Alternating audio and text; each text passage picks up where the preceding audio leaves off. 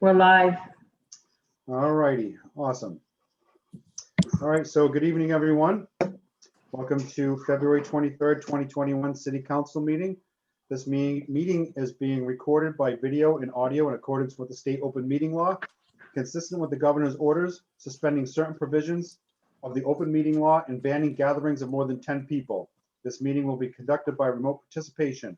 Additionally, all votes taken by the City Council during this and future remote meetings will be by roll call vote. So if you are calling in on a telephone, you can press *9 to request to speak. If you are watching on a computer or a device, there is a raise hand button that you can press or tap to request to speak. Please use either of these options during oral communication to be recognized to speak. So this evening, in no particular order from my top left to my bottom right, we have Councilor McCarthy, we have myself, Councilor LeBlanc, Councilor Barry Peck, Councilor Gilman, Councilor Memhard, Councilor Cox, Councilor Holmgren, Councilor O'Hara, and Councilor Nolan. Also in attendance, we have our Mayor Taken, we have our CAO, Nicole Kaiser, we have our General Counsel, Chip Payson, and we have our City Auditor, Kenny Costa. And we have our always faithful City Clerk, Joanne Sinos. Okay. So, Madam Clerk, can we have the first order of business, please? First order of business is oral communications. All right, and we have 15 panelists and we have 48 people in attendance. Mr. President, you're going to do your moment of silence? Yes, yeah, I forgot about that, Barry. Thank you. So before we do oral communications, we hit a very sad landmark over the week for COVID deaths. The White House has recognized it. We've recognized it at the state, and I think we feel comfortable at our city level recognizing the all who have passed with this terrible pandemic. So we will offer a moment of silence for the 500,000 plus people that have passed due to this.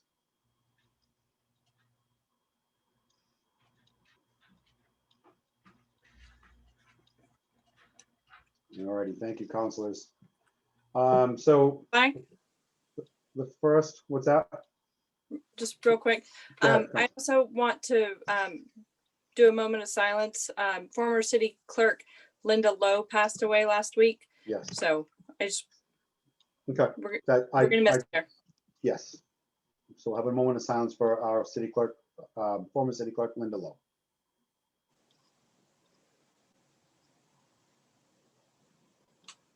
All right, thank you, Councilor Cox, for bringing that up. Thank you. It slipped my mind too. Linda was great to all of us that knew her. All right, so under oral communications, the public shall have the opportunity at every regularly scheduled meeting to be heard under oral communication. To be heard under oral communications on matters not appearing on the agenda. Oral communication shall allow any resident who has a request or complaint of any nature relative to city business to appear before the council, state their problem without debate, and the matter shall be referred to the proper agency through the office of the mayor. The resident will be notified within 2 weeks period relative to disposition of same, and a copy shall be forwarded to the city council. Persons speaking under oral communication shall be limited to 3 minutes each, and the council president shall not allow complaints as to individual performance. All righty, so we have oral communications. Once again, I'm going to repeat myself. If you're calling in on a phone, it's *9. And if you are on a device or computer, laptop or anything, there's a raise hand button. So I'll stop bringing people in for oral communications. Laura, can you hear me? Yes, I can. All right, name and address for the record, please. I live at 2 Ocean Avenue, Gloucester, Massachusetts. Okay, before we start, I just wanted, we usually give 3 minutes as our rules for oral communications, just so everybody knows that. So Yes, that being said, go right ahead. Okay, sorry, I wrote down what I read, what Okay. I've written. Good evening, councilors. After reviewing the recent meeting from the Traffic Commission, which the findings of the traffic report were discussed, I am at a loss at how the veteran site can be considered when it is a safety hazard with all the grave concerns brought up by the commission member, Bob Ryan, of whom grew up in that particular neighborhood. His fellow commission members. Regarding the concerns and the followings of following the leads of Doran Whittier, of whom sole purpose is to profiteer off of our citizens, has the great potential to end in tragedy. It was brought to our attention that 9,000 cars pass that intersection per day, and that if the queue has as many cars as projected, the traffic would back up 1.4 miles to the Rockport town line. I'm going to repeat that, 1.4 miles to the Rockport town line on a daily basis. None of these findings even factor in the new Gloucester crossing and Y traffic. To dismiss this alarming evidence is plain irresponsible. Traffic is already horrendous in this neighborhood. Residents often can't park in their driveway, and adding 150 more cars is just crazy to me. Even with the cul-de-sac area of green turf, it sounds like a hazard waiting to happen. All the state funding in the world doesn't make this the proper choice for our children of Gloucester in our future. I am a teacher myself and always put the health and safety of children as my top priority in everything I do. I ask you reevaluate the placement of this school. Thank you very much for your time. Have a great evening. Thank you, Laura. You too. Appreciate it. All right, up next, we have Pam. Pam, can you hear me, Pamela? Yes, hi. Hi, Pam Steele, 10 Pilots Hill. Thank you. My request this evening is to ask if you would consider listening to Councilor Pett's information that he gave, not the last traffic commission meeting, but the one before it. He has a treasure trove of documentation that I think needs to go on the record, whether the school is built there or not. This needs to be recorded. He has, since he worked for Mr. Tarr, he knows the sizes of the trucks that have grown exponentially over the years. He knows the braking pattern. He knows the way they go, and he can calculate it all as he did for us. And it was chilling and amazing. And I think that if we're really going to go forward with this, all the facts need to be laid out. And he would probably be willing to do it. I'm not speaking from him, just making a request that you could ask him, or you could all get together and listen to that meeting. It was incredibly informative.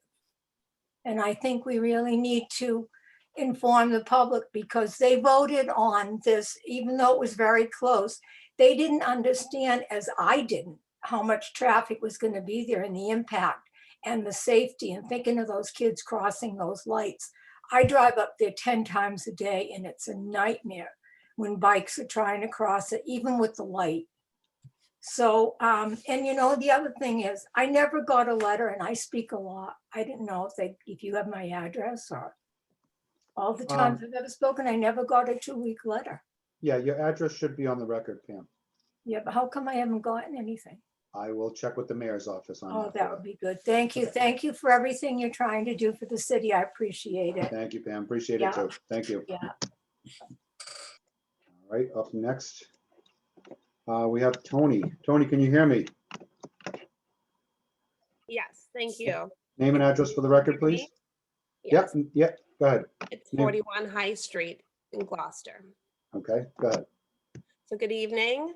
My name's Tony. I just want to thank you all, first of all, for giving me the time and platform to express myself. This is the first time I've come to a meeting. I'd like to offer my and my family's serious opposition to reinstating the firing range at the Haskell Pond Reservoir that was passed on April 28th in West Gloucester. I've lived in Gloucester soon to be 8 years. My husband was born and raised here, and our young son born here. I've fallen in love with the natural beauty and the woods in West Gloucester among those spaces. It seems to me, based on the information that I have, that the amount that the firing range would save in the budget is negligible, especially when compared to what it would cost the community at large, the residents closest by, and the wildlife that called those woods their home. Beyond these points, as to my opposition, is the rationale for reinstating the ordinance in the first place. I do understand the ordinance was rescinded in 2009. I don't know what's changed to bring it back onto the agenda. I'm open to hearing that and the reasons, but it does not seem to have been done so with the community in mind. So for these reasons, I would like to go on the record and say that I am against reinstating that ordinance, and thank you all for your time. All right, thank you, Tony. All right. Up next, we have Grant. Grant, can you hear me? Yes, I can, Steve. Can you hear me okay? Yep, name and address for the record, please. Thank you. It's Grant Clark, 279 Concord Street. Thank you. Again, speaking about the Haskell Pond Reservoir Firing Range. As you know, the focus of this group that we put together called Preserve West Gloucester, or PWG, our primary focus thus far has been on two things. First of all, that the range is going to prevent access to a major recreational site for a substantial part of the peak season, perhaps up to 58 days a year. And then secondly, that it's going to have a major noise and quality of life impact on the surrounding neighborhoods. Many people have spoken to that, but one thing I want to raise is that PWG is fortunate to have amongst its membership some nationally recognized environmentalists. And they've reviewed the publicly available studies and data out there on firing ranges. And there's a lot on this subject, but the key takeaway here is that these ranges very quickly get to so-called Superfund site levels of contamination due to lead, typically within 5 years. And this is a pretty consistent pattern across the board nationally. Now, of course, as you know, this range is directly adjacent to a public water supply and a perennial stream, Walker Creek, that supplies the Great Marsh. So it's a sensitive area. Now, the ordinance in question that was just referred to, it allows for the use of lead. It expresses a preference for non-lead, but it doesn't require it. And even partial use of lead is going to lead very quickly to high degrees of pollution at the site. So at the very least, we believe the ordinance needs to be changed to outright prohibit the use of lead ammunition, or else the public should be made aware of the health risks and of the potentially enormous cleanup costs that could get passed on to the taxpayers here. It won't take long for that to become a heavily polluted site if any appreciable amount of lead is used. So we hope you'll take that into consideration, particularly with respect to this very sensitive ecological site. Thank you. Thank you, Grant. All right, up next we have Jean. Jean, name and address for the record, please. Can you hear me? Yep, name and address for the record, please. Grove 17 Lincoln Street. Go ahead. Okay, first I want to encourage anyone on this call to speak up. A lot of people have told me that they're listening in at certain times and they're too shy or they feel like things are redundant, but they're not. So I want to encourage everyone and say this is your city and you need to speak up. So the first thing I want to say is we have seen no studies or analysis laying out the costs and benefits of the many firing range alternatives. Do any exist? If so, why aren't they being made public? And if no such studies have been done, why not? Today I received a Q&A put together by Chief Conley. It came to me from a city council member, not from my ward. First of all, though, I want to say I applaud what the Gloucester Police do and what they do every day. Many people have told me they did not want to speak because they didn't want to get on the wrong side of the police department. I just want to say that's not true, because please don't feel that way. I've had great conversations with Chief Conley and Lieutenant Gossam. They've always been articulate and forthcoming. So I just want to put that out there. But I want to thank the chief for putting together the Q&A that I was sent. And we really want to work with him. The answers, however, lack the detail we'd like to see. We need details and research on alternatives to Haskell Pond. Also, decibel levels are mentioned in the report, in the Q&A. Sound is subjective and different for every person depending on their life status and where they've been. And it's really only one of the objections to this range. I just want to say in closing, this is an enormous issue for West Gloucester. range selection options should be done with the community and not in a vacuum. Thank you. Thank you, Jean. All right, up next, we have Ms. Palazola. Olympia, can you hear me?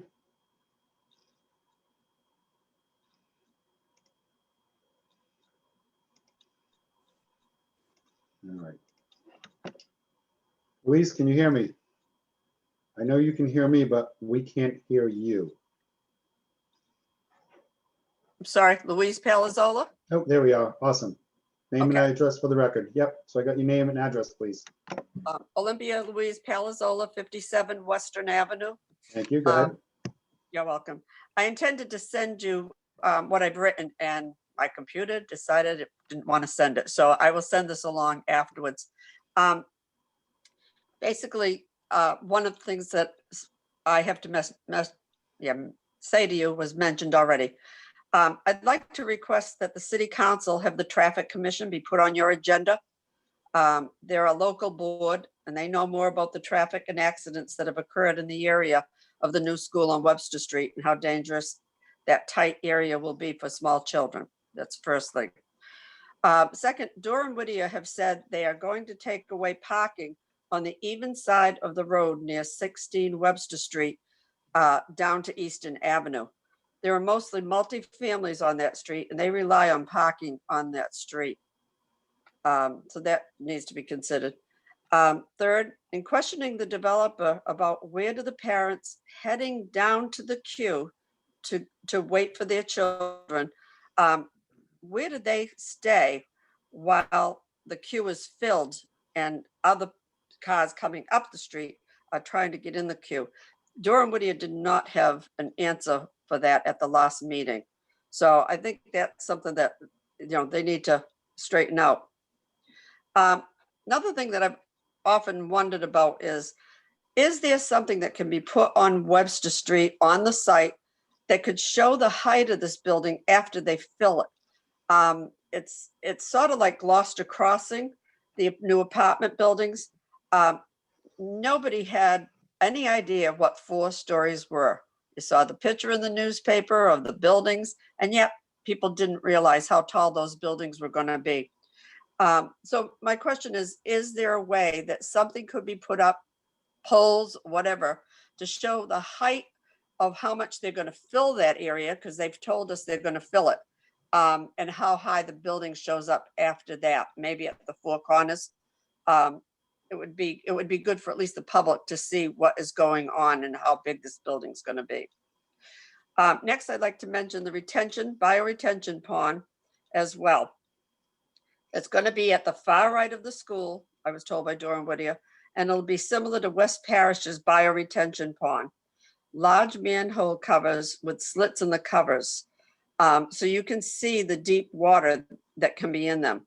These covers can be lifted and are not locked down. There was one lifted recently, and if an older child wanted to, they could actually have pushed this thing open. I spoke to a company in Massachusetts that installs retention ponds.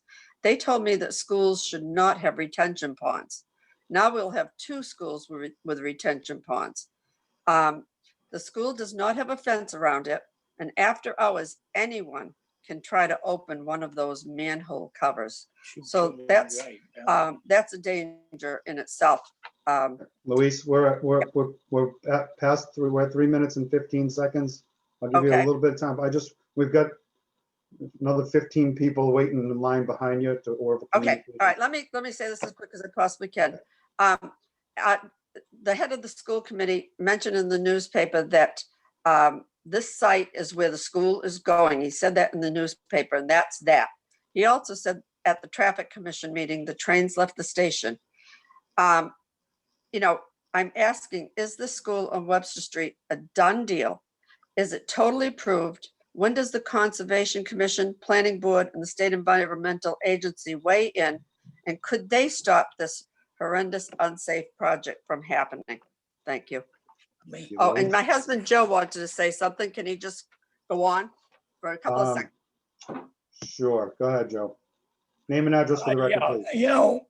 We all Hold on. make mistakes and, Hold on, Joe, hold on. One oh, second. I'm sorry.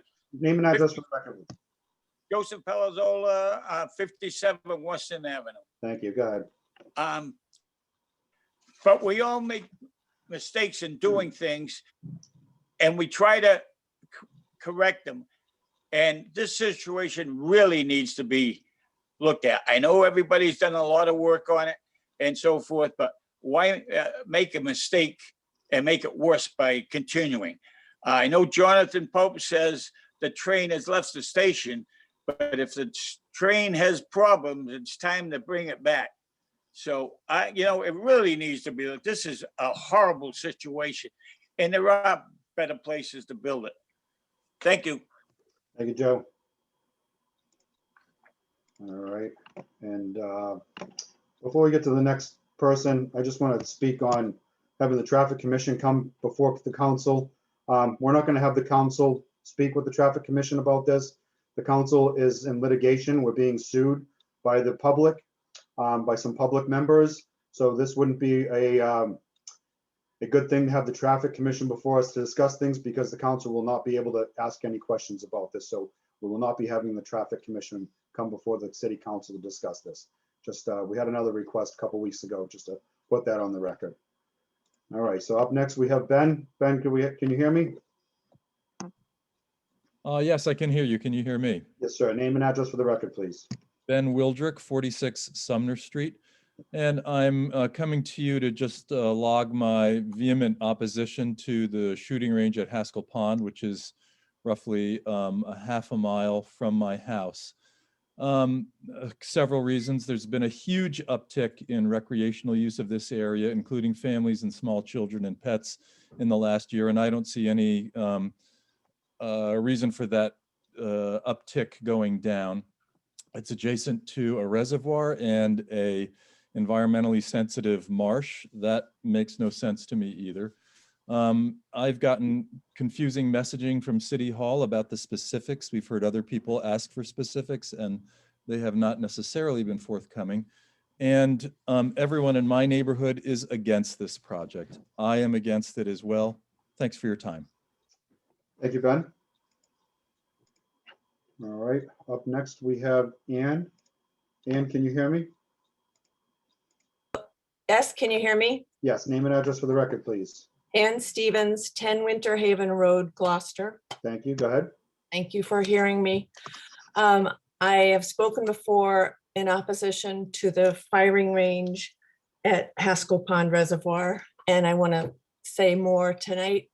I just looked up, I was just curious what kind of guidelines are out there for firing ranges. And even though my computer works very slowly, within about 10 seconds, I had sightings of what I thought were very relevant guidelines from different towns and states.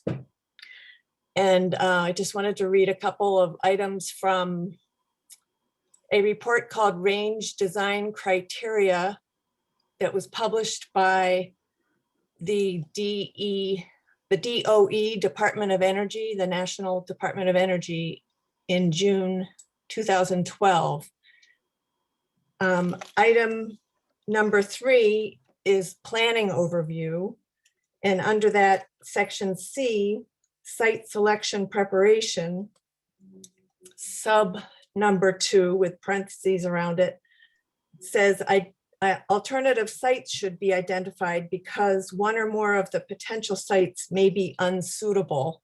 So I am also wondering what alternative sites were considered before this ordinance was drastically altered on April 28th.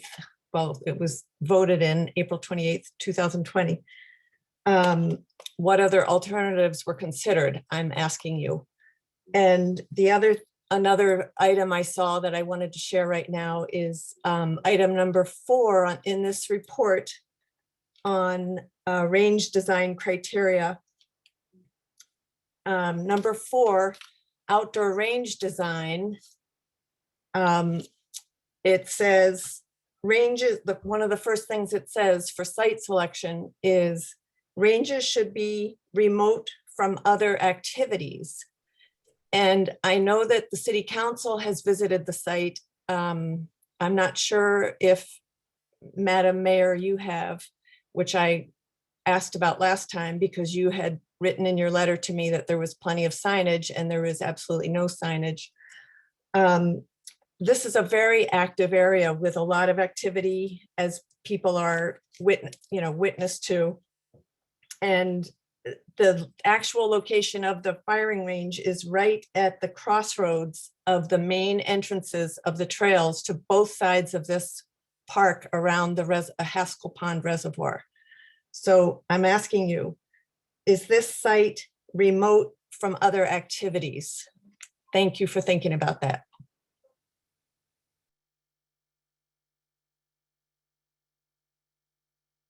I'm sorry about that. I was on mute. Thank you, Ann. Appreciate it. Up next, we have Patty. Patty, can you hear me? Yes, Steve, am I on? Yep, name and address for the record, please. Patty Page, 3 Tidal Cove Way. Go ahead. The city's boards and commissions have prescribed duties and authority to provide support and guidance to governing boards and elected officials. Appointed members have the related background and expertise. Frequently, these entities are not utilized.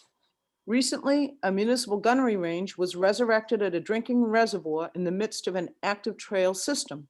The Open Space and Recreation Committee was not consulted for an opinion.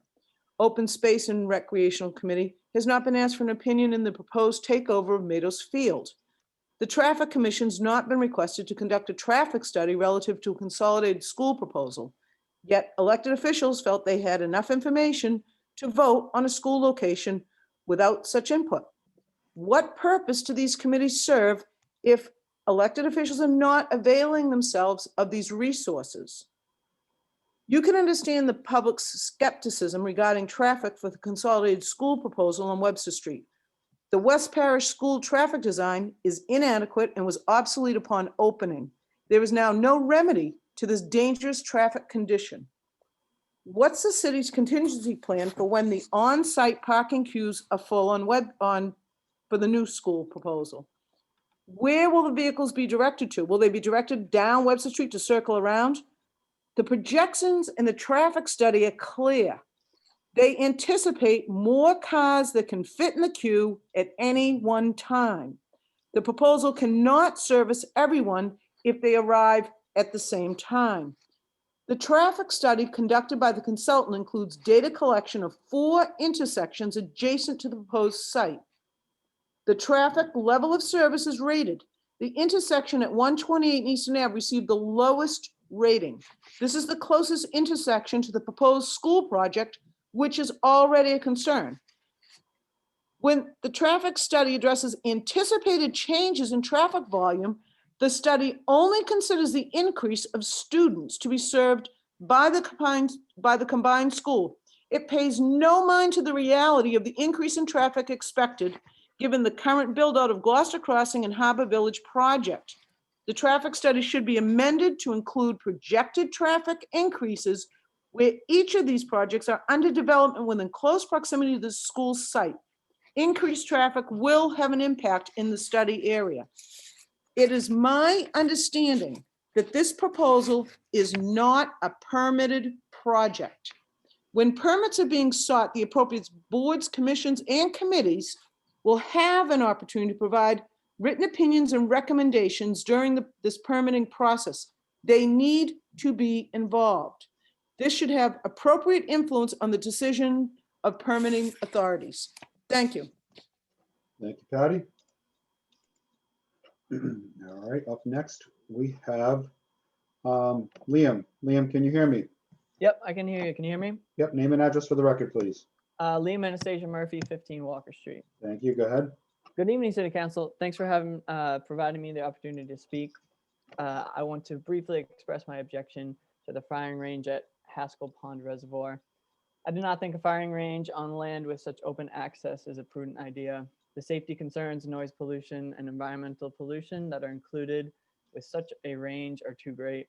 The last year has revealed just how valuable our open spaces are, and I believe we should broaden access to them, not restrict it.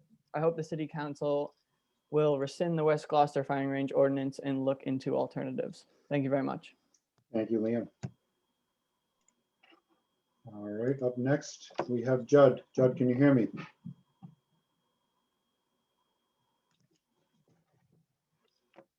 Judd? Yeah, Judd Wilson, 56 Sumner Street. Thank you, God. Thank you. I want to be quick because there are so many that want to speak, but I do want to strongly support the police department's need for practice. And I think most of the people I have spoke with that are against this feel the same way. This is an idea that had been tried and failed in the past. It's just a wrong location. It's going to be affecting hundreds in this residential area, and it's just not a safe place. It had been tried in the past. It didn't work out. And once we let the camel's nose in the tent, it's there. This would be very hard to turn around. There's an issue of migration, along with shooting into a dam. And have there been studies on lead migration? Soil tests should have been conducted in the past because there could be a certain amount of lead in the soil even before the range and around the range. A situation like this requires close lawn maintenance. Outdoor ranges are generally found on military bases. Have there been elevation studies? Will there be a ballistic canopy? Have we got opinions from the height of the back wall, which has not been met? Have sound experts been talked to? Our engineers report on dam safety. This dam is already we're gonna face a time when that dam has to be maintained further than what it has been. I live down on Sumner Street and I remember hearing the gunshots, and I used to pray for the wind direction on Sunday when I had the day off, because we live down here and it's like a canyon. When you go past Walker Creek, there were times when it sounded like Beirut. Sorry, but that's not the type of place I want to live. Wrong place, wrong time. And just to wrap up, there's prime time for my walks when I can get away and access the woods. And I recall being turned away 3 times. And I can recall one instance where I was told, come back around 4. Well, it was getting a little chilly and I did go back at 4. Well, we're not done yet. And I was turned away again. I missed my walk that night. I'll never forget it. Last summer, for the first time, I saw a lot of kids out walking about. I hadn't seen them in a long time. They were down in the basements on Nintendo. I don't know what they were doing. But last summer, I saw a lot of kids out. They were back on bikes again. It reminded me of being young. It reminded me of West Gloucester and why it was so great to live here. And I just don't want to see any discouragement of this outdoor activities. I want kids to have access to the woods like I did. I pray for it. And I pray that everyone really reconsiders just a different place for this. Thanks for your time, everyone. Thank you, Judd. All right, up next is, there's no name, but it's B. Lott. Hi, All right, name and address for the record, please. Beth Lott, 11 Hillside Road. Thank you, God. I'm a newcomer, only have been here 25 years, but my family and the dogs, we've been hiking there almost every day. Somebody goes, and we've so enjoyed it. And I just ask that you please rescind the West Gloucester Firing Range Ordinance passed on April 28th, 2020. I feel the city should study the alternatives with research and more facts. Are you all Thank set? you. Oh, That's you. it. Thank you. All right, up next we have Peter. Peter, can you hear me? Yes, Pete Radosha, 259 Concord Street, Gloucester. Thank you, God. Just again, speaking about the Haskell firing range and our concerns with it. We really are hoping that the city council really take a quick look at it and really totally rescind that ordinance for a number of reasons. I've spoken about it before, but a number of people have talked about the issues, highlighting them. It's a good recreational facility. There's a lot of hikers, bikers, the signage. There's really it's very difficult to keep people out of that area because of the multiple access points. You got people with pets running through there, children, the water supply. It's actually something that really bothered me that I found out about. There was a berm that was installed up there at the range when they started using it again just a few months back, and I was shocked to hear, I don't know if it's 100% true or it isn't true, but I was told that the silt or the dirt for those mounds literally came from street sweeping trucks, and the DEP took the piles of dirt from the DEP, brought them up there and dumped them and put them into berms. I don't even know what to say about that, because if that's true, that stuff is so polluted, it's not even funny. And plus, it's the streams that are flowing down into the marsh. It really is a bad idea, you know, to be doing things like that. Never mind having it in a situation like that. But it just goes to say that that area is such a pristine, beautiful spot. And I hate to see things like this happening up there. And I really hope that you guys consider what the city is really looking to do. And I would love to hear about the other alternatives that were really looked at, because there are significant alternatives available, including indoor ranges, mobile ranges, ranges that could be used by multiple municipalities, you know, in the area. But that's really all I have to say tonight. Thank you.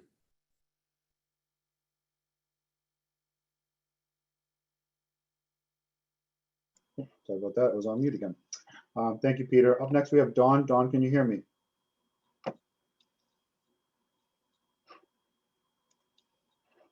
Hello, Dawn. Unmuted. Okay. Can you hear me? You okay? Yep. Name and address for the record, please. Dawn Alves, bottom of Neway Lane, Essex Ave. Can we have your address, please? 6 Neway Lane. Thank you.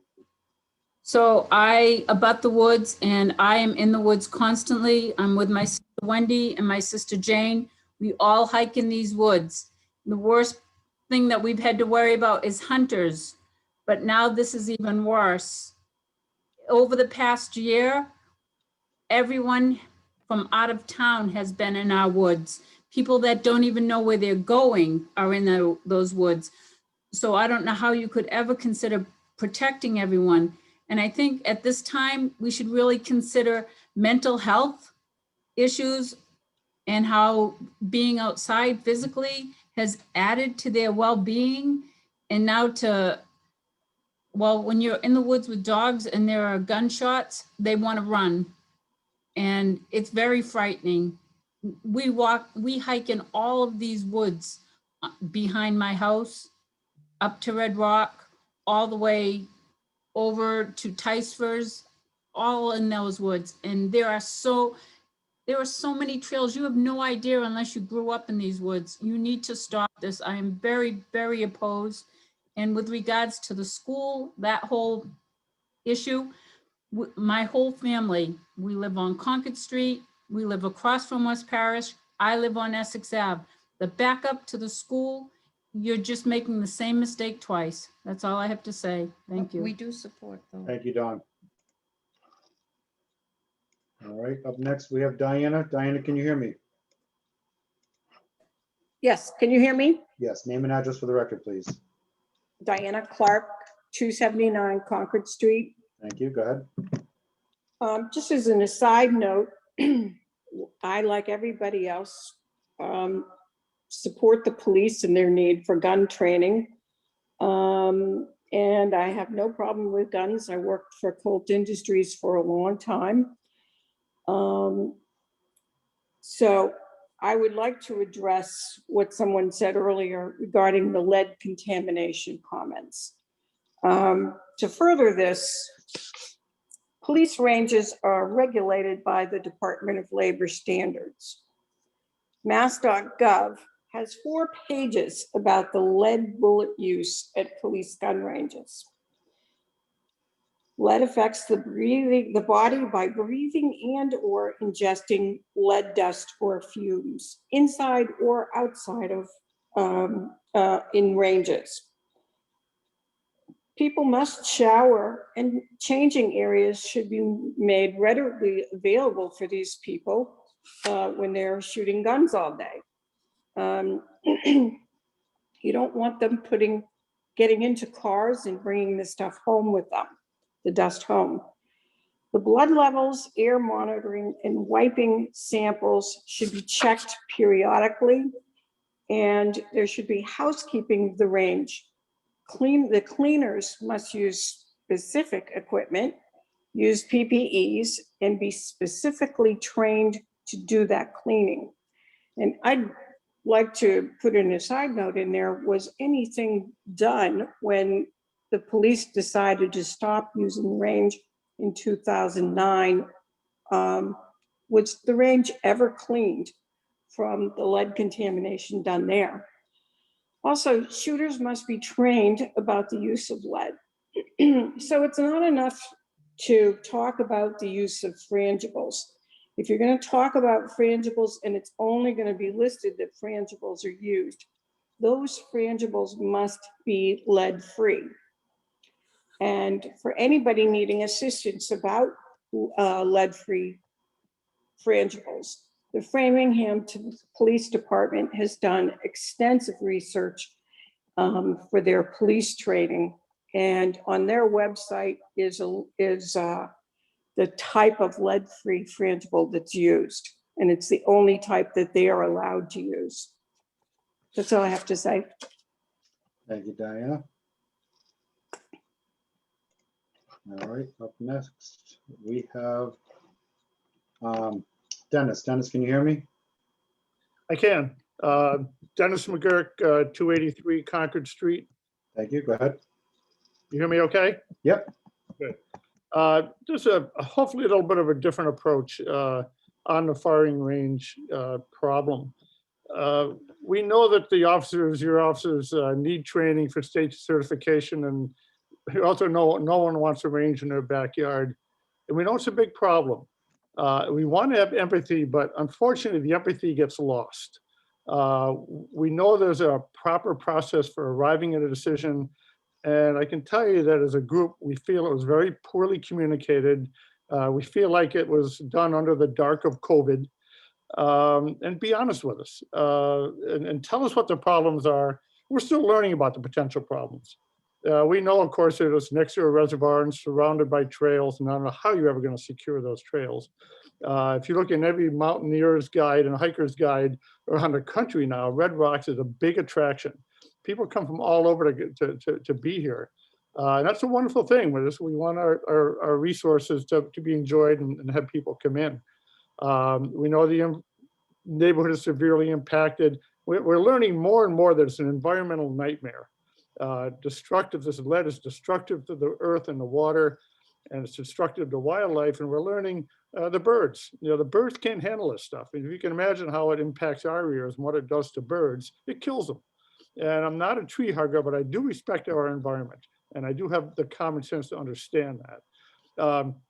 I mentioned the story to a retired selectman from a couple of towns over. He and I were fellow trail runners together over the years. And I told him what was going on here. And he just says, I can't even imagine having a firing range in that spot. He knows the spots. I can't imagine that they're doing this. The city has already cost us, the neighborhood, time and money. And it's cost you credibility. So I think there's no alternative but to start the process over, get creative, because there are options. Talk to us, give us, and mostly just give the process a chance. Thank you very much. Thank you, Dennis. All right, up next, it just says Michael. Michael, can you hear me? Yeah, I can hear you. Can you hear me? Name and address for the record, please. Yeah, Michael Pinholster, 6 Old Salem Path in Magnolia. Thank you, go ahead. Yep, I too am worried about the firing range and by Haskell Pond. I go there with my dogs and my wife there often. I realize there's no ideal place for the firing range to be.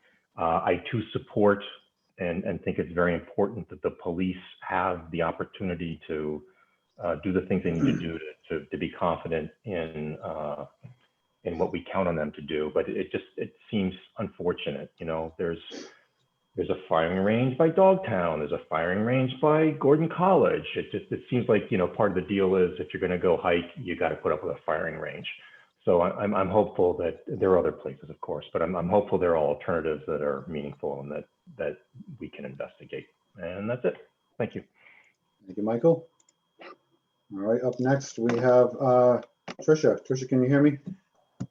Yes, I can hear you. Can you hear me? Yep, name and address for the record, please. Yep, Tricia O'Neill at 477 Washington Street. Thank you, go ahead. Yeah, so I too am, I'm coming, this is the first time I've come to or spoken at a meeting like this, so thanks for hearing me. And I just wanted to voice my strong objection to the firing range at Haskell Pond and the reinstatement of it over in West Gloucester. We live near the shooting range here in Riverdale. And you know, it's awful to have to listen to the gunshots, and I especially think in the woods over there and in the neighborhood of West Gloucester, they shouldn't be subjected to it either.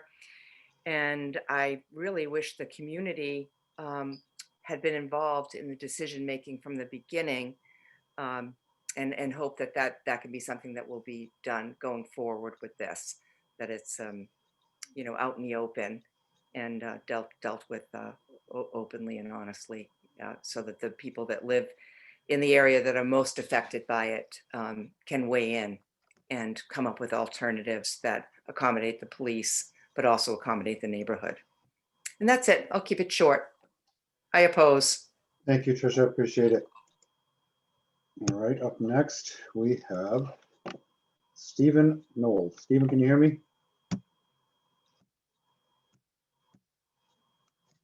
Hello, Stephen.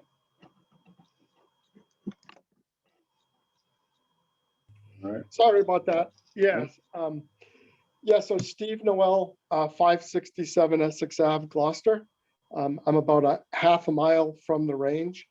And I just wanted to state, you know, 1 month later and still no response from the Gloucester Police Department on my Facebook direct message, asking them what social media vehicle they used to post notifications for shooting days. This has now been brought up over the last 2 meetings, and 1 month later, still no response.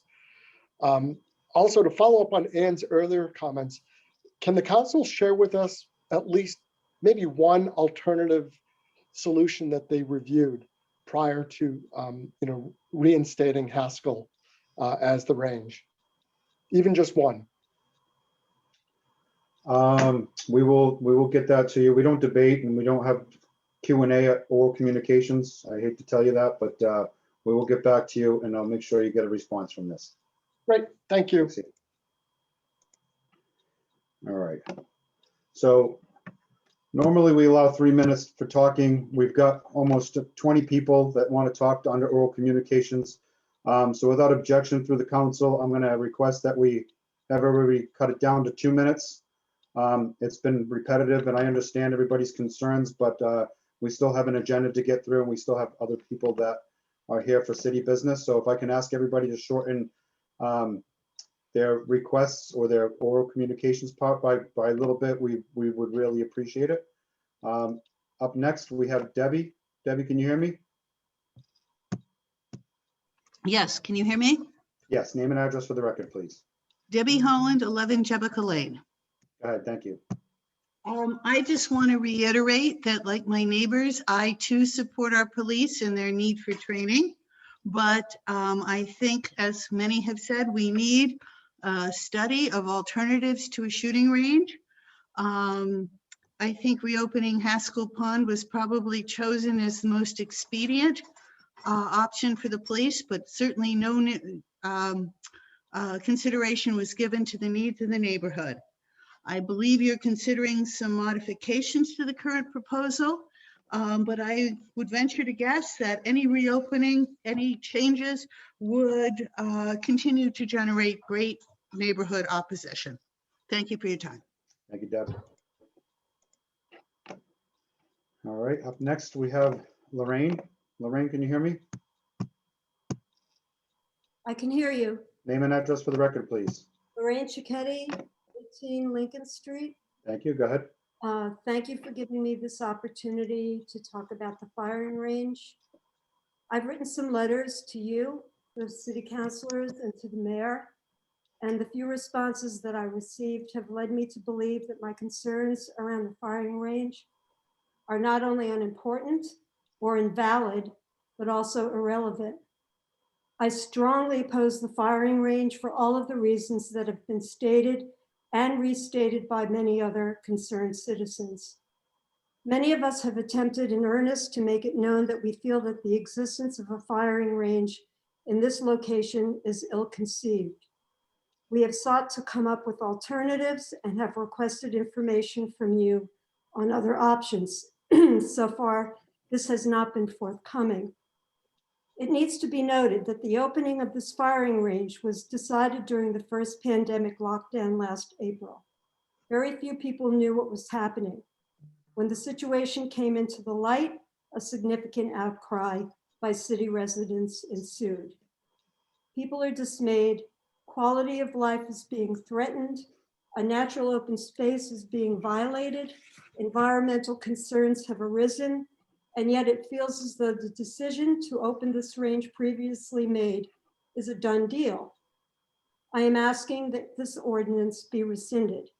There has to be another way in which the needs of our police can be met without compromising the integrity of our neighborhood and threatening the vitality of one of Gloucester's beautiful outdoor spaces. Thank you. Thank you. All right, up next, we have Patty. Patty, can you hear me? Here we go. Hello, Hi, name and address for the record, Patty. Patty Amaral, 14 Myrtle Square. Go ahead. I want to copy what Jean said earlier. It's your city. Please speak up, people, please. I am sure by now you all have watched and listened to our city's traffic commission meetings on Zoom and now are aware of their opinions about this proposed site. Traffic congestion, illegal parking, safety, Easton Ave impact, and quality of life are the list of categories they listed and all agreed on as commission members. Now that you know this information from your traffic commission, are you still advocating for it there? Also, Patty Page talked about this. What are the plans for the backup of those cars? When I close my eyes and I think of Easton Ave or any place there that I've been there working my butt off for over 20 years, I can't imagine where those cars are going to go. I know about West Parish, as Dawn talked about. Yes, we know about West Parish. Why are we going to do the same mistake over again? And another thing I wanted to say to Peter is that debris from the street sweeping, we shored up the Babson Reservoir with that years ago because I talked to Mike Hale about it because I was horrified when I seen a big hole in the side of the hill and then the Babson Reservoir was shored up. So I had a meeting with him and I walked around and I asked him, how are you going to get the cigarette butts out of there? How are you going to get the salt? How are you going to get all these contaminants out of this hazardous waste? And he said he was able to do it. So if they dump that street sweeping stuff there, I'm sure it's been sifted real good. So hopefully people don't have to worry about it anymore. And I'm so sorry about these people dealing with these gunshots because I'm telling you, I jump when I hear them from the Sportsman's Club, right? I can't imagine them being in the woods like that. And I've also seen this fire range and they don't pick up their litter because they pick all their shooting things are all over the ground. So I feel bad for these neighbors and we're going to start thinking about our citizens. Why are we even here like this? We should be talking about positive things that we're doing. Why are we here? Please think about another area to put that building. Thank you very much. Thank you, Patty. All right, up next, I don't have a name. I just have a phone number, last four digits, 2493. Hello, caller. All right, we're gonna go to the next person. We'll keep them on hold. Next, we have Robin. Robin, can you hear me? Yes, hi. Hi, name and address for the record, please. Robin Hosking, 20 Forest Lane, Gloucester. Go ahead. I am just, I'm really perplexed why the city is so dug into having the firing range at Haskell Reservoir. I just can't understand it. I mean, you've heard from many residents, probably a couple of hundred residents around that we're completely opposed to it, with a fence, without a fence, with a sign, without a sign, with a mouse near my house. I don't want it. None of us want it around here.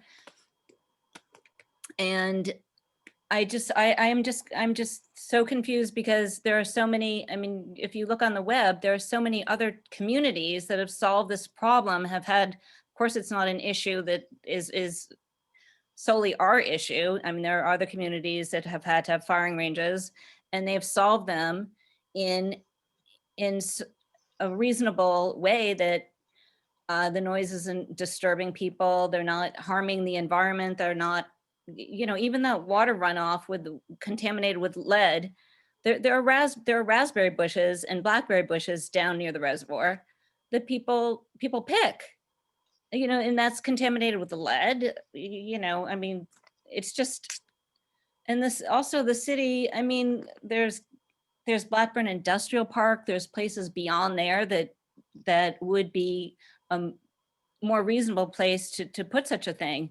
I just wanted to play something. I have a recording.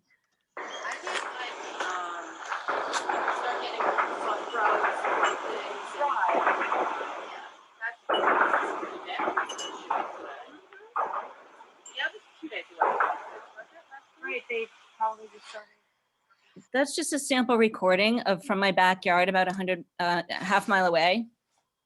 That's on a windy day, so it's not a very good recording. But we're talking 7 straight hours of that. You know, people have said that it affects people with mental health issues. I don't have a mental health issue. It traumatizes me. I mean, what does the sound of gunshot bring up? It brings up death, harming, you know, being harmed. It's just jarring to hear explosions repeated nonstop all day for just even one day or a couple hours, never mind 58 days of prime season that people want to be hiking in the woods. It's just, look at the studies from New Haven, Connecticut, what they did to solve the problem. They built a firing range, everybody's happy, they can contain their contamination. It doesn't get spread outside. It doesn't harm wildlife. I mean, you've heard it all. So, and I also agree about the traffic near that school, the veterans school. I mean, Robin, we're at 3 minutes. Okay. I'm asking everybody to cut it short a little bit. Okay. please. All right, I'll speak for someone else, but thank you. you know, you're making a city unlivable. When people sit in traffic, do you think it's a happy thing? Oh, I'm sorry. I don't know what happened. All right. Next caller, actually, Councilor Cox, you had your hand up. Did you want to say something? Yeah, I mean, we're an hour into this meeting and you said there's 15 to 20 more people. I would at least like to give Carl and Karen Carroll and Carl Ellis the opportunity to reschedule for the next city council meeting. If you're going to have Karen Carroll come back on the first meeting of the month, let's just let her go tonight and have her back on the 9th. I think it's incredibly rude to keep them on hold this long for just a brief update. If we could, I mean, this is our job to sit here and listen to this oral communication, but I don't think that we need to subject them to waiting to make a presentation in front of us. No, I agree. So I'll ask Karen. Karen, do you mind coming back the first meeting on the in March? Would that be okay? That's fine. Okay, Whatever works for the council. that's fine. And then That way we can just keep it on a consistent first meeting. Yeah. Sure. All right. Thank you, Karen. Sounds Appreciate good. it. Okay. And Thank then you for your consideration and good night. Thank you. You Thank too. you. And then Carl, how do you feel? Do you want to stick around for a little bit longer? We're probably another half an hour into this oral communications. That's fine. We can do it for next time. Okay, you sure? Yeah, absolutely. All right. I'm sorry that I didn't try to do this earlier. I just didn't want to interrupt, and I didn't realize until President LeBlanc said that there was 15 to 20 more people on. So I'd rather not keep people waiting. Thanks, Carl. Thank you. Thank you, Carl. Appreciate it. All right. Thank you. So back to oral communications. I know I recognize quite a few of these names on oral communications that we've received letters. So it's kind of redundant to send us letters and to keep speaking under oral communication. We understand your frustrations. We're bringing it back to ordinance administration until they take a look at it. So I'm going to ask everybody, please, we still have some city business to finish. If we can keep it to 2 minutes, we'd appreciate it. I'm going to jump back to the caller on the phone, last 4 digits, 2493. Can you hear me? Caller number 2493. I know sometimes calling in is difficult on a phone, so if you have another opportunity to weigh in somehow, that may be better, or try to redial and call in. I'm going to go to the next person. Brenda, can you hear me? Yes, thank Hi. you. Brenda Malloy, 43 Rocky Neck Ave. Thank you. I just want to reiterate what so many people have said about the issues with the firing range. I'm vehemently against it. I walk up in that area. It's beautiful. It's lovely. I don't know how you'd put up enough signs or gates or whatever to prevent people from coming in from different directions. And I also think that the traffic for the proposed school is going to be an absolute, utter, incredible nightmare. And I think to myself, are people going to look back in 10 or 15 years and say, how the hell did this happen? Just like we're looking at Fuller saying, how the hell did that happen? That's all. Thank you. Thank you, Brenda. All right. Up next, we have Joanne. Joanne, can you hear me?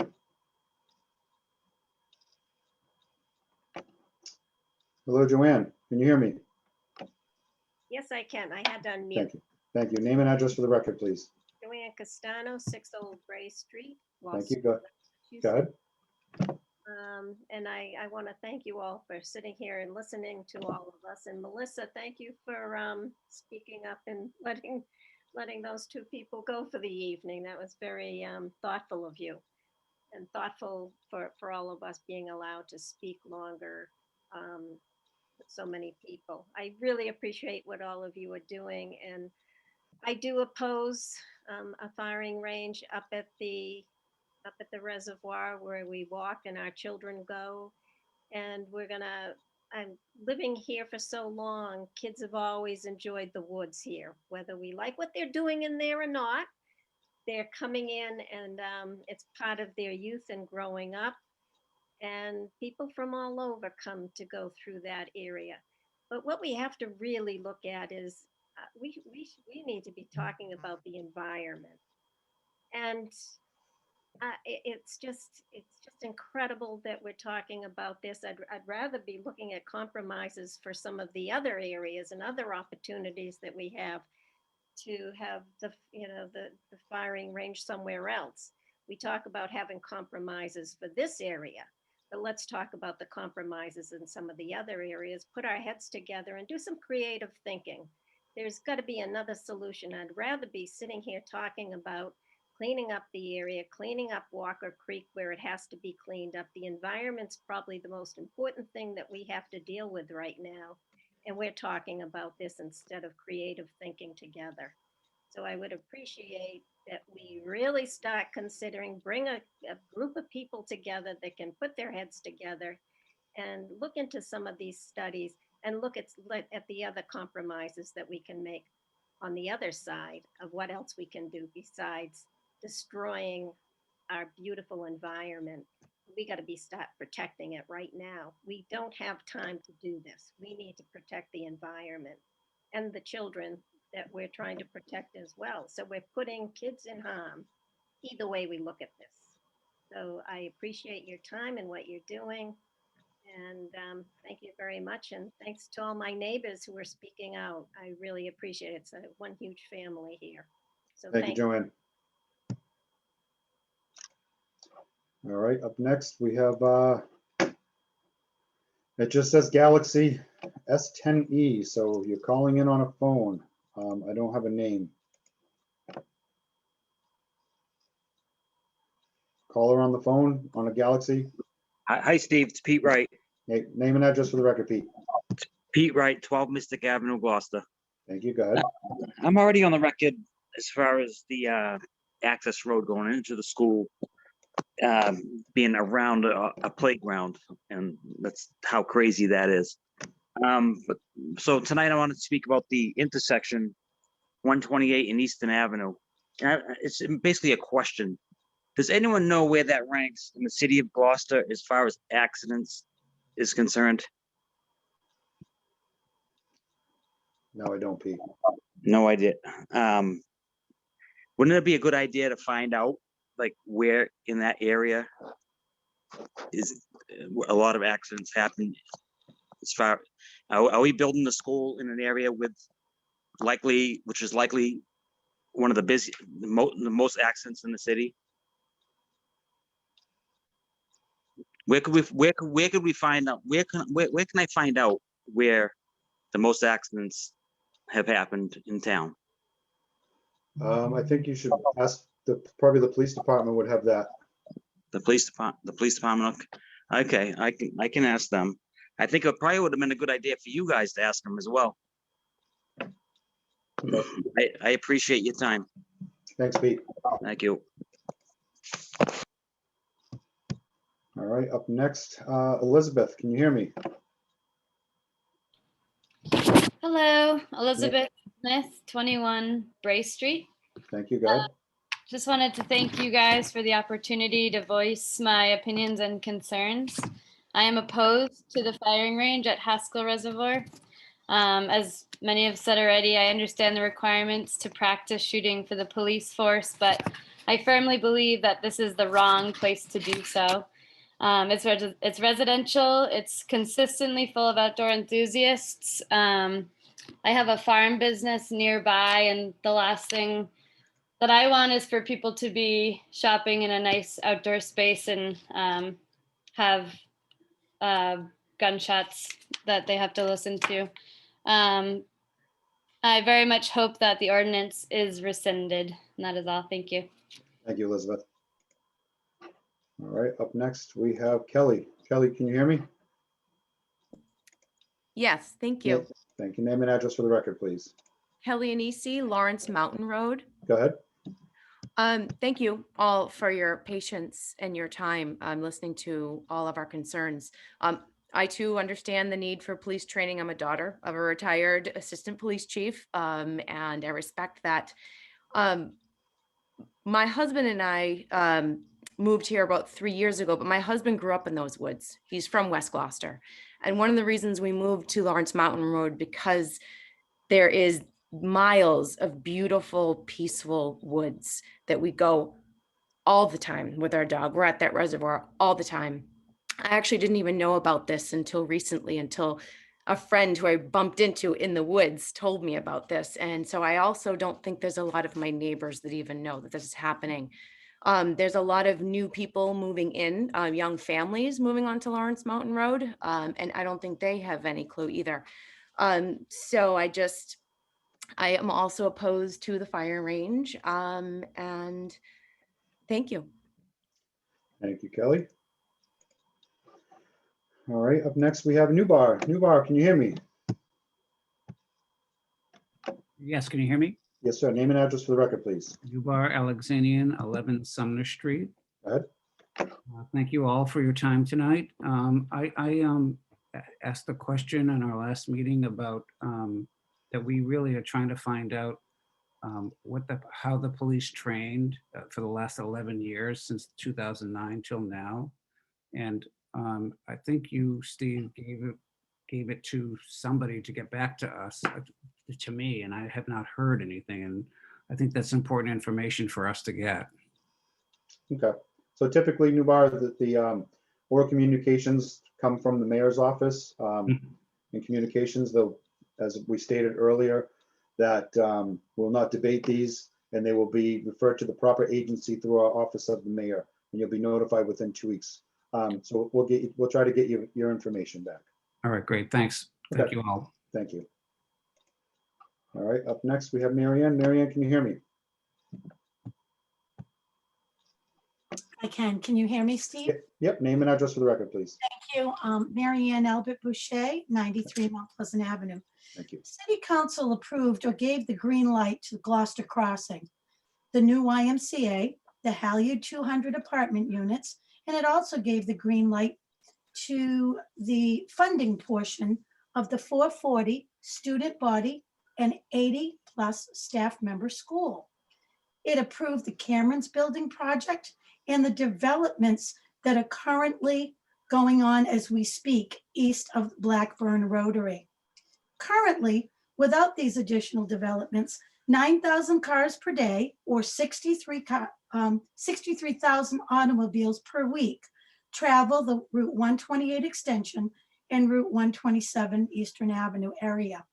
What will the additional traffic be like once all of these are operational east of the Blackburn Rotary?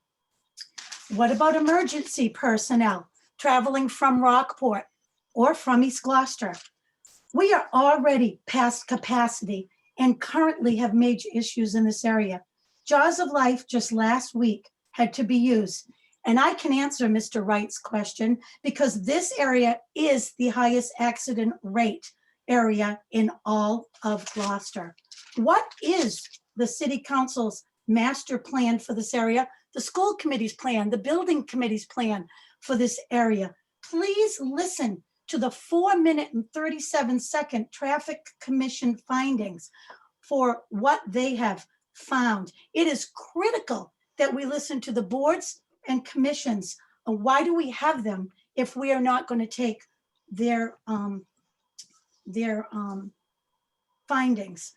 I'm so disturbed that we are not going to listen to or take Mr. Ryan's words into consideration.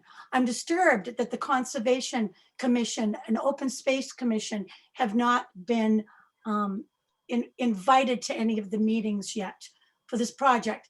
There are no projects to date, permits to date. Correct me if I am wrong. But as to date, there are no permits. Yes, we had a yes vote for the proposal and of the funding of the school, but no permits have been put in place. They stated a few months ago that this project was going to start in July. Now we hear October, but the Conservation Commission stated the other night at a meeting that this is at least a year or two out because so many permits need to be put in place. How's this project moving forward without these permits put in place at this time? Thank you. Thank you, Mary Ann. All right, up next, Gitama. Can you hear me?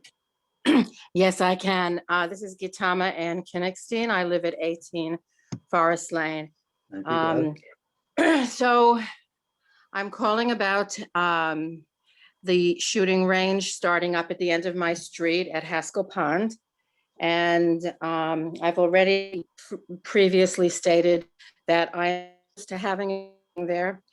I was talking to my neighbor about lead. And I'm a retired special educator, and I've worked with children who have had lead poisoning. And it concerns me that we might be endangering our children if the lead can get into the water of the reservoir, our drinking water, and it causes permanent brain damage to children. And I think that having that risk be there is dangerous, and I think we should look at other options for the location of the shooting range, which I understand is necessary. Thank you. Thank you, Gitama. All right, up next we have Sarah. Sarah, can you hear me? Hello, Sarah. Saria? All right, I'll move on to the next. Can you hear me? Yep, name and address for the record, please. Yes, it's Sarah Elizabeth Austin. I live at 731 Washington Street. I'm calling about the Haskell Pond firing range. I don't live near it, but I have a number of friends who do, and I hear their distress.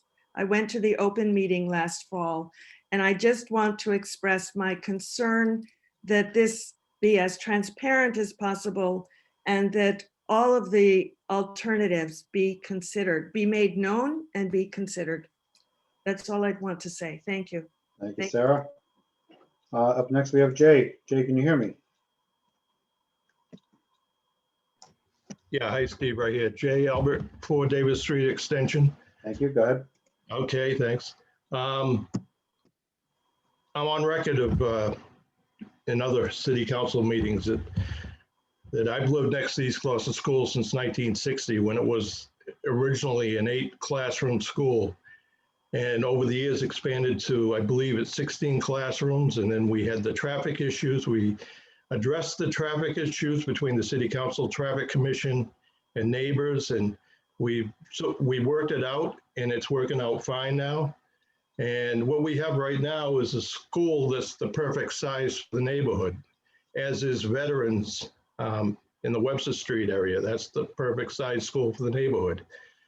Now, I'm looking at the Dora Whittier traffic study, and one thing they don't really address is the evening activities at the schools. I can attest how much traffic is involved when you have open house, plays, meet the teacher night. A lot of these activities include all the students. Now, these students will not be bused for these evening activities. So you're just compounding how much traffic is going to come into that Webster Street area. It's going to be gridlock. And there's a lot of neighbors that won't be able to park near their home, let alone get to their driveways. When people are gathering there, or when the event gets out, that's when you have the most traffic. I'm concerned of that, and they really didn't address this. And going back to my original thought of a little bit of common sense, both schools really should have been rehabbed, rebuilt, or brought up to code. And instead of having all this, losing Meadows Field, inundating a neighborhood with so much traffic they can't handle it. It's inconceivable to me that even the Traffic Commission wasn't involved in the process. I mean, if you look at Forbes School, Hovey School, Central Grammar, Eastern Avenue, and now Maplewood schools, they were all repurposed. And in today's money, it's pennies compared to what this project is going to cost. So I know, there's a better solution. So the children of Gloucester have a really good place to go to school. And basically, that's all I have to say. Good evening, everybody. Thank you, Jay. All right, up now we have Pixie. Pixie, can you hear me? Yes, I can hear you. Can you hear me? Yep, name and address for the record, please. My legal name is Patricia Harrington, 31 Saywood Street. Thank you. And I'm calling on behalf of opposing the firing range at Haskell Pond. And I do know that everyone has said everything that I probably would have said. And the only glimmer I want to say is that I am concerned about the lead going into the water supply. And I know there wasn't a guarantee that they weren't going to use lead bullets. So that's no guarantee that they're going to go in there. Also, I hike in those woods since this pandemic started. It is one of the only things that people can do safely outdoors, 6 feet away from each other, in a group of maybe 4 people or so. And it has been a lifesaver for so many people to be able to do that. And I can't even imagine when you're in those trails, we've had people that have been lost and they've come up and they don't know where they are. And if they were to come into the firing range, it would be terrible. So I really do think that, the police department deserves a firing range. They deserve to get the trainings they need, but this is not the place. This is not a safe enough place. And of all times in our recent history, this is just not a safe proposal at this point. Thank you. Thank you. All right, up next we have Carl. Carl, can you hear me? Yes, can you hear me? Yes, sir. Name and address for the record, please. Yes, Carl Polkinen, 19 Walker Street in West Gloucester. I too am speaking in opposition to the firing range at Haskell Reservoir. And when I realized that from May to October and a total of approximately 57 or 58 days of use of the firing range was what was going to happen, the times that I heard the shots being fired this past summer made me realize that this is just an impossible situation. The cumulative effect of 57 events in one spot with all that goes on during the firing, and it went on for hours, is going to have a negative impact on the environment. Not to mention having to listen to that for the better part of that amount of time and the noise pollution that it's going to cause. So again, thank you for letting me speak tonight. Thank you, Carl. All right, up next, it says Mansfield Street. I don't have a name. Mansfield Yeah, I'm Street? here. No, Yep. Name and address for the record, please. Daryl Jackson, 36 Mansfield Street. Go ahead. I would just like to comment on the lack of foresight on the city where they had a facility where now 200 units are going in. They sold that off. That could have been used for the central school system at Mattis Field that we're now talking about. The traffic situation, there's no foresight on pedestrians walking to and from anywhere. So I would hope that the city would at least put a bike path or a pedestrian path going down the hill to the lights.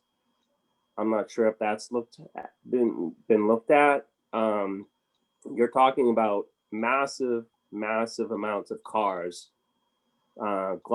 Unfortunately, Gloucester's become a car city rather than a pedestrian city. You took the pharmacy out of downtown and moved it up the hill.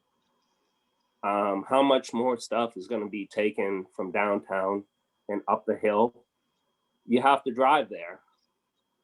And as far as the firing range goes, maybe the mayor should just put up a soundproof building on Pond Road, because that's where cops can do anything they want to. Bye. Thank you.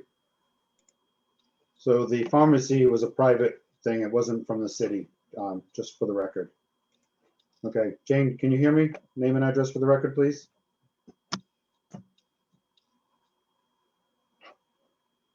Oh, hello, Jane.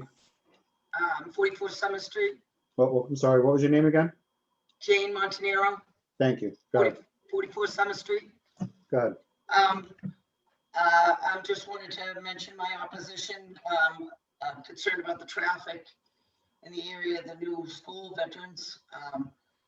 My concern is that the traffic commission their concerns go unheeded.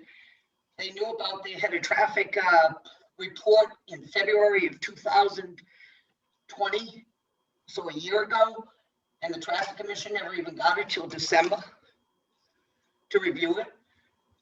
The choice for the school to go in was by the building committee was in October of 2019.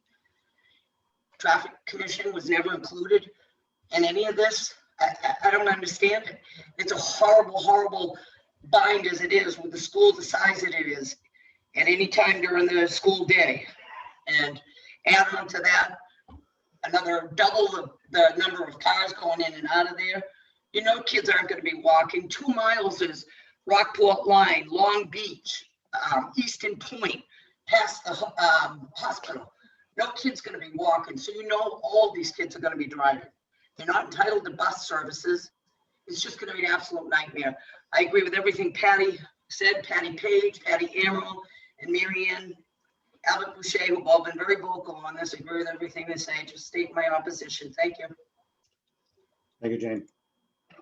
All right, and Denise, can you hear me? Hello, can you hear me? Yep, name and address for the record, please.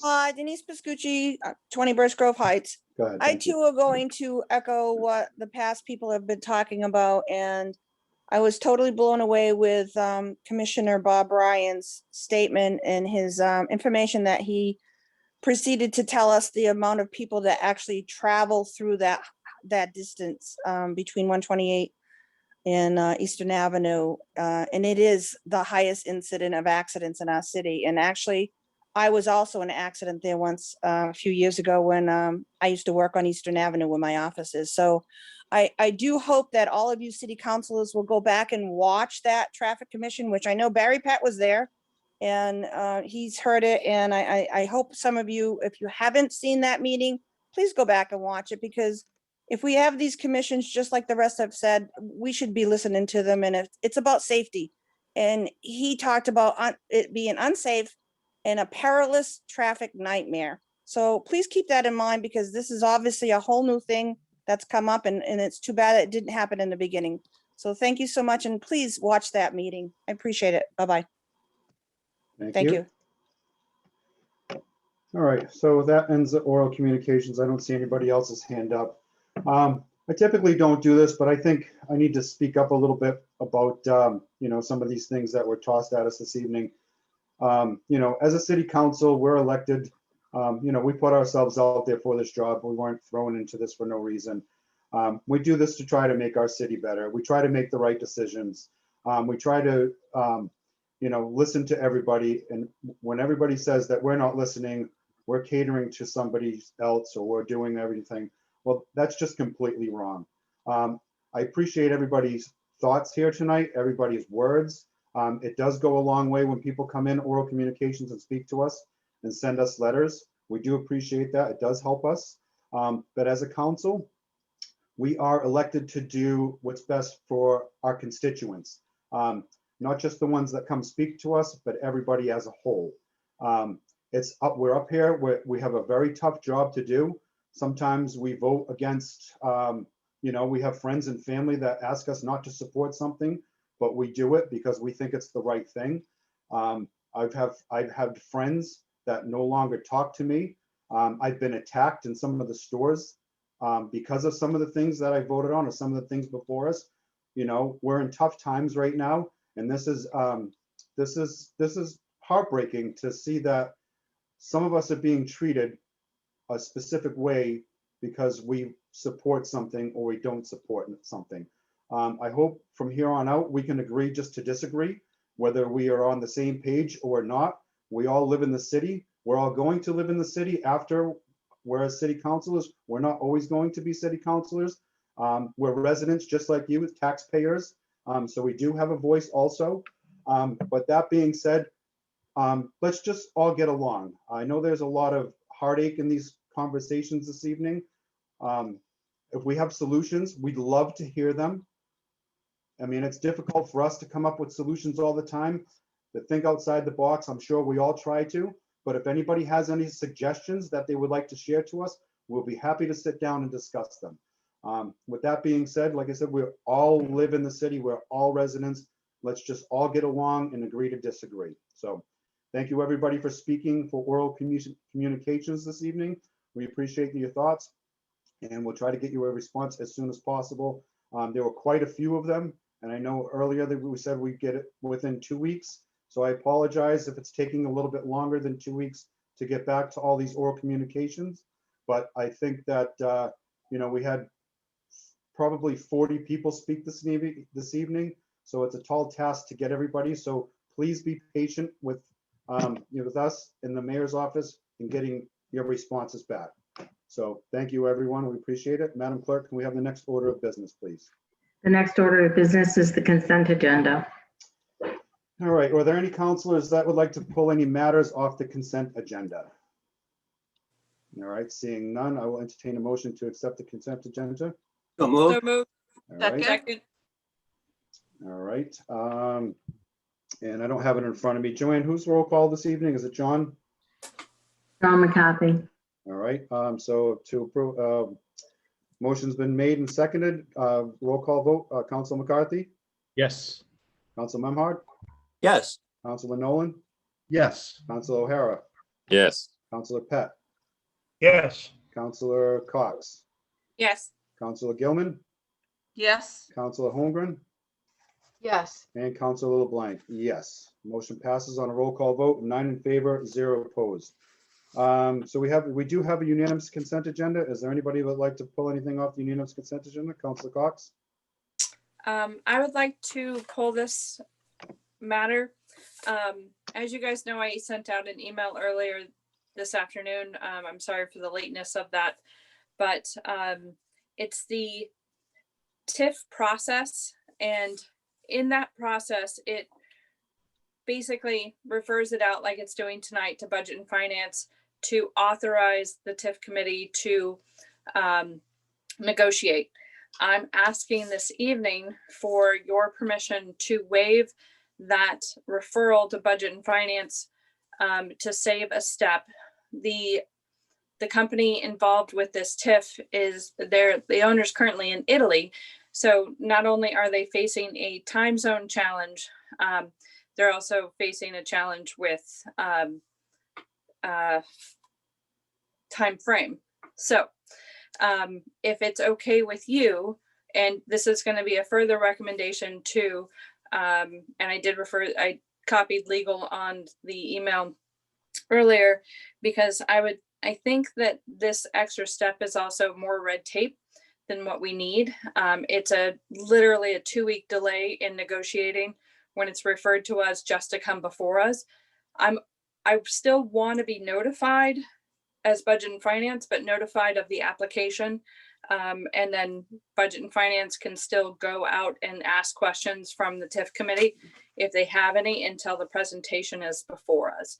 But so this is twofold. One, and I'll do it formally in an email tomorrow, but I'm asking for your permission So for your Councilor support. Cox, we have a unanimous consent agenda. Do you want to put that in a motion for us to amend the consent agenda? Yes.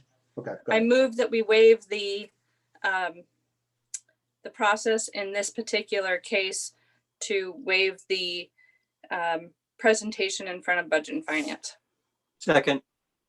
Okay, it's been moved and seconded. Any other councilor discussion?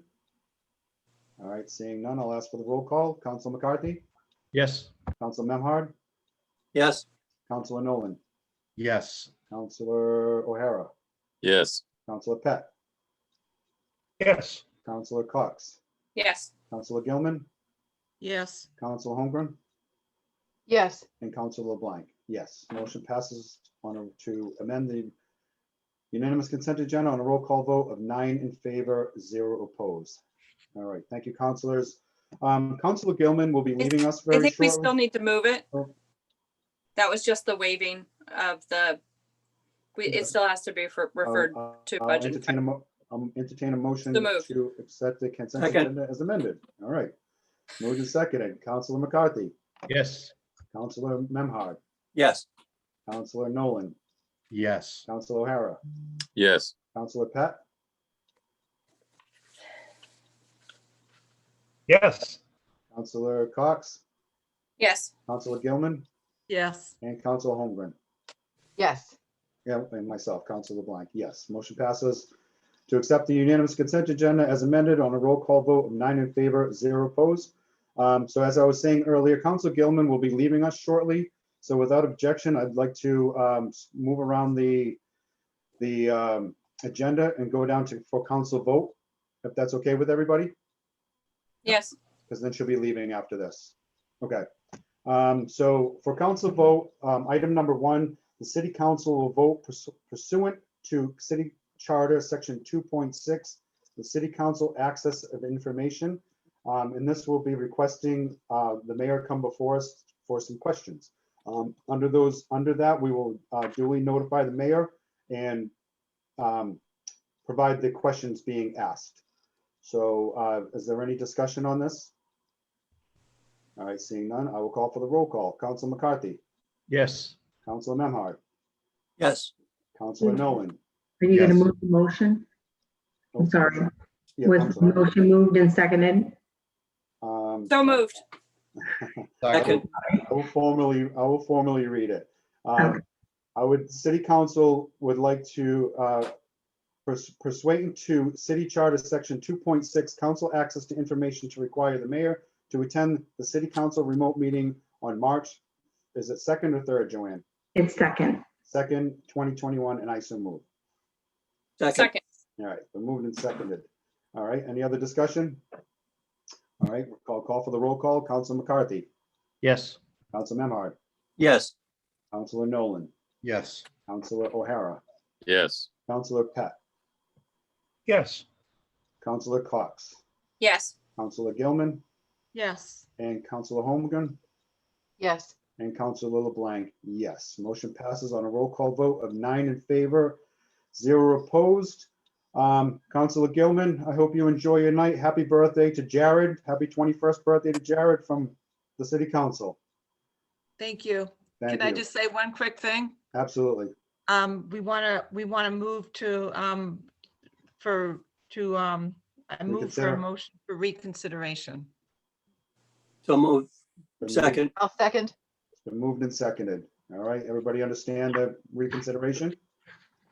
All right, Counselor McCarthy, No. Counselor Memhard, No. Counselor Nolan, No. Counselor O'Hara, No. Counselor Pat, No. Counselor Cox, No. Counselor Gilman, No. Counselor Holmgren, No. and Counselor LeBlanc, no. Motion to reconsider fails on a roll call vote of 0 in favor, 9 opposed.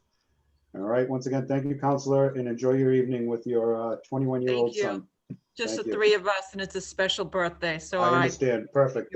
Thank you for being here tonight. We Thank understand you. the circumstances. good night. Cooper. Thank you.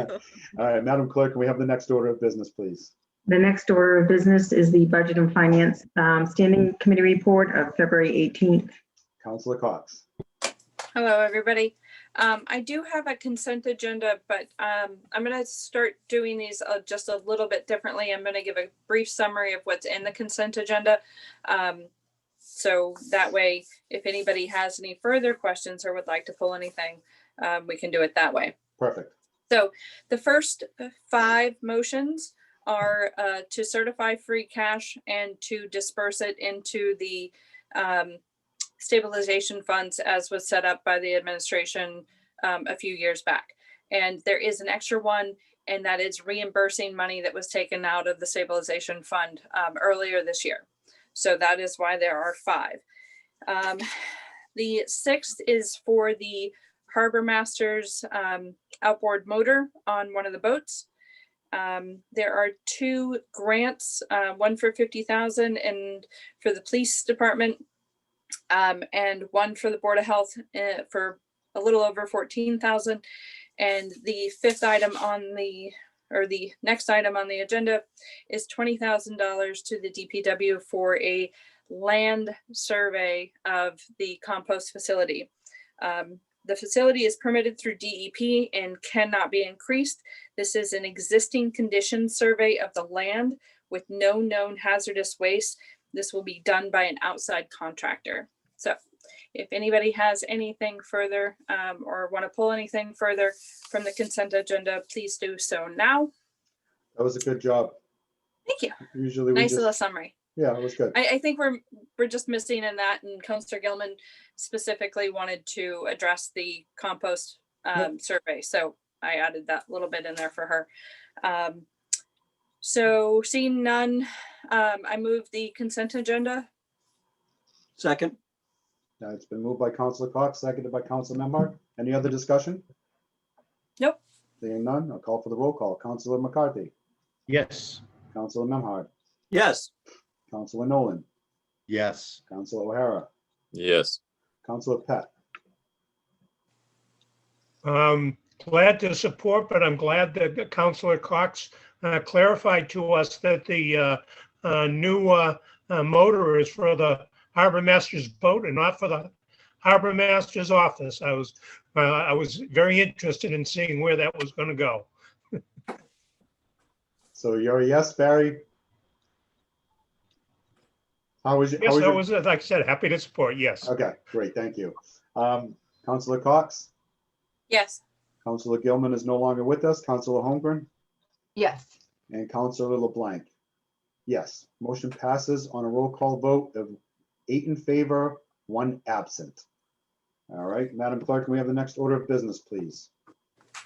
Okay, I just want to mention that the ordinance administration did not meet on February 15th. Neither did the Planning and Development Committee meet on February 17th. So the next order of business is request to the mayor. Thank you, Joanne. All right, so requests to the mayor. I will start with Counselor McCarthy. I have nothing tonight. Thank you. Thank you, John. Counselor Holmgren. No requests. Thank you very much. Thank you, Jen. Counselor Nolan. I just want to let everybody know that doom and gloom is not the life that we usually have. We have a lot of tough decisions in front of us and we're all working hard. it was a long night. Everything is being considered. And I'm happy that all of you can contribute to everything to make the city a better place. Thank you all. Thank you, Sean. Counselor Memhard. Oh, Scott, you're on mute, bud. Attaboy. You don't like me that way? I love your voice. Nothing to add at this point. Thank you, Sean, for those comments, but have a good night, everyone. Thank you, Scott. Counselor Pat. Yes, a couple of things. First of all, I'd like to just publicly pass on my condolences both to you, Mr. President, and to Councilor O'Hara on your losses.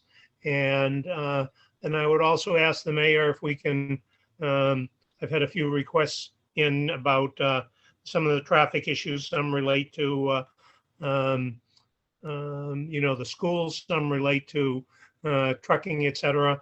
I was hoping to get some meetings and just another request. Hopefully we can do that and get some things accomplished. And other than that, thank you all for participating this evening and listening to all our constituents. Thank you, Barry. Counselor O'Hara. Thank you. I have a number of them. I've asked school committee member Pope for the animated version of niche engineering, the traffic study that was shown at Veteran School a little over a year or so ago. Like to have that someplace where I can find it, public can see it.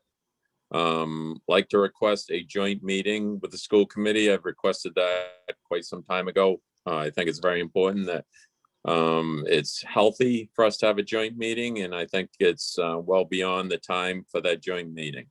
Like to ask the mayor as far as what the plan is for beach parking. Obviously with COVID and cash is dirty, it's nasty. This is the perfect time to get rid of cash in our beach parking. So I'd like to have what the plan is for that. I'd like to ask the state to improve the handrail at the Blinman Canal. As Gloucester's been discovered, people are hanging over the handrail, watching the boats coming and going through the canal. And God forbid if a child or anyone goes over the 2-rail handrail that we presently have in place. So I'd like to see that brought up to code. Magnolia Pier, we are coming into the summer months. I've spoken to Councilor Nolan, but we don't want to forget about the beautiful pier, but we lost the ramp and the float for some reason last year. I'd like to actually ask the mayor for a report of why that happened. That was a very expensive mistake. I'd like to find out why. The traffic commission that you've mentioned, Councilor LeBlanc, I will be discussing that with Attorney Payson. I don't agree. I think we need to have the commission before us. I want to thank everyone who participated tonight in oral communications. Some may consider it painful, but this is your city, my city, our city. And I think it's very important. It's healthy for the public to participate. I'd like to extend it to ask people to participate in the committees. There are many boards and committees that have empty seats. It's an election year. Consider taking papers. It's healthy for every position in the city to be challenged. My position is typically challenged by many people every year. It's healthy. So I ask people to consider running for school committee, mayor, councilors. Another issue, it's been mentioned about the Fuller School, the traffic. Well, I remember I attended the meeting early on dealing with Fuller and the proposed project. And I remember, I very much recall the traffic engineer that was hired by the developers to speak on traffic coming out of the development, that soon they will be cutting the ribbon. And his words were, "You won't notice the traffic." I challenged him after the meeting and asked him, I beg to differ, not being facetious, flying cars. are going to be allowed in New Hampshire. The Counselor? jetpack man. I think we need to look at the traffic. We can't let things go by. So take that into consideration, and that extends to West Parish School. We have a problem at West Parish School. I think that problem needs to be addressed, needs to be corrected. We can't move on. It's just a matter of time before someone gets seriously hurt or worse. I don't think we can just turn our backs on these problems that we have. Thank you very much. Thank you, Counselor. I understand your concerns. Typically, this is some closing statements and council's request to the mayor. You know, some of this wasn't council's request or I understand. It wasn't the oral communications, what you spoke of earlier, weren't painful to us, as you so to speak. We appreciate the oral communications, and we allow them, and we look forward to oral communication. So I don't have anything further, so I will entertain a motion to adjourn. So moved. Moved and seconded. Roll call, Council McCarthy, Yes. Council Memhard, Sure, why not? Yes. Councilor Nolan. Sean, Councilor Nolan, Yes. Councilor O'Hara, Yes. Councilor Pat, Yes. Councilor Cox, yes. Councilor Holmgren. Yes, and a sincere thank you to everyone. Thank you. And Councilor LeBlanc, yes. I want to thank everybody this evening and have a great week, and we are adjourned. Thank you. Good night.